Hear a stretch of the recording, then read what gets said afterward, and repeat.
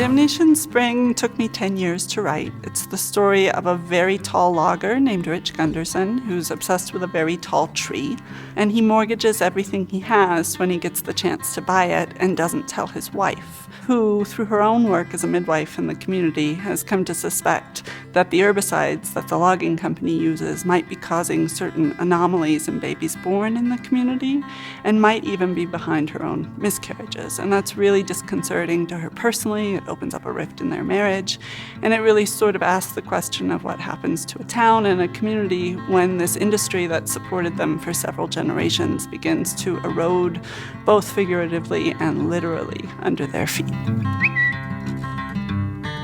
Oh gosh, I almost dropped the phone.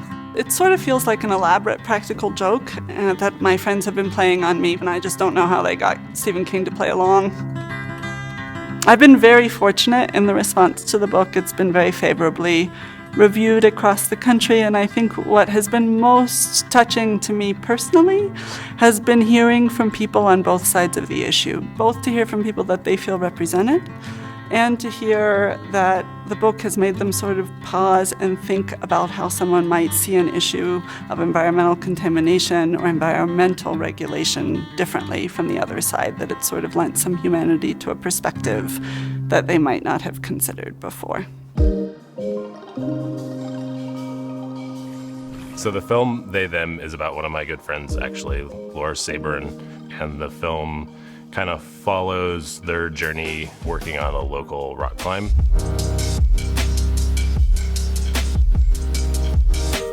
It's also a film that follows their journey with identity. It's a film about representation in the outdoors specifically. It's a human journey that pretty much anybody can watch and really see themselves in. From the beginning, we really wanted to make sure that we were helping Laura tell their story. So it's been like 3 years now since we first talked about making a film, and it's been a really incredible journey, and they've been super involved in a lot of the storytelling process. For us, like, the idea of representation is being able to show a story that more people can see themselves in. And very specifically, this film deals with trans issues and a lot of the issues that trans people face in the world that does not get talked about a lot, and it definitely does not get talked about in the context of outdoor filmmaking. The idea of making a film that's representative is a way to start to open that community up to a broader base of individuals to see themselves in that space. And not only that, but for people within that space to see a broader community that they can welcome in as well.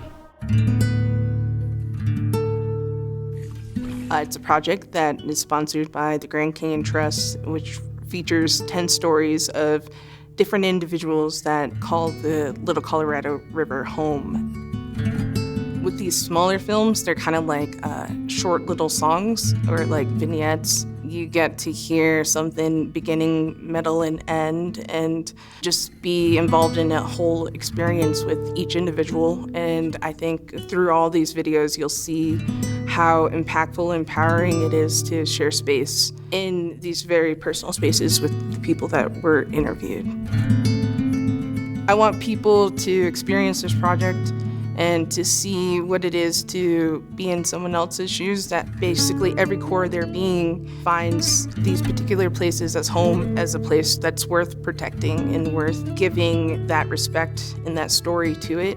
And so if people just know these stories and are willing to hear it, then they can develop their own respect for it.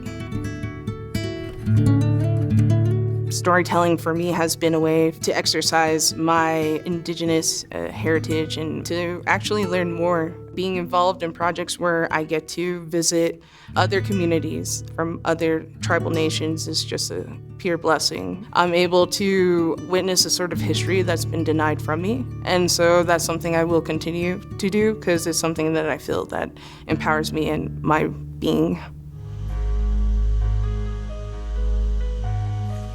Omen is an aerial dance film that centers around one woman and her struggle to experience courage in the face of the unknown.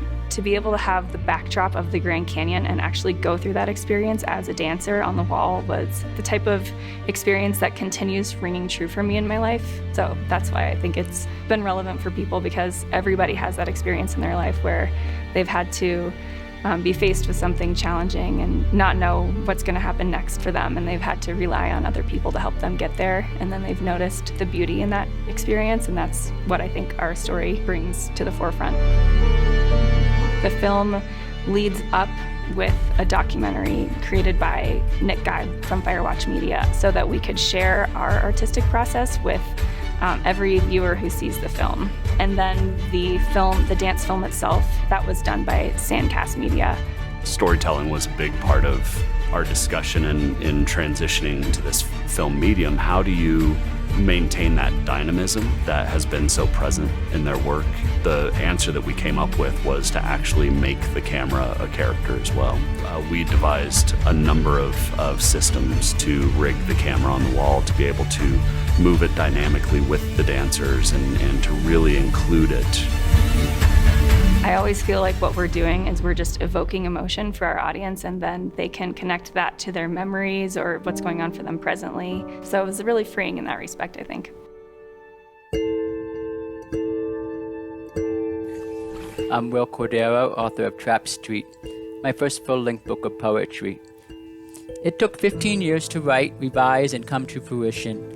Hopefully, without being heavy-handed or overtly polemical, the poems join in a larger cultural conversation about vital intersecting issues such as environmentalism, immigration, addiction, infrastructure, class, labor, economic inequalities, race, geography, social justice, indigenous rights, technological change, and contending visions of political freedom. The project came to be through a long process of research, reading, travel, writing, workshops, feedback, and imagination, as well as, perhaps most importantly, countless hours spent on small revisions. Some of the poems took a decade to write, not because they were long necessarily, but rather because I wanted to express as much as I can through their brevity.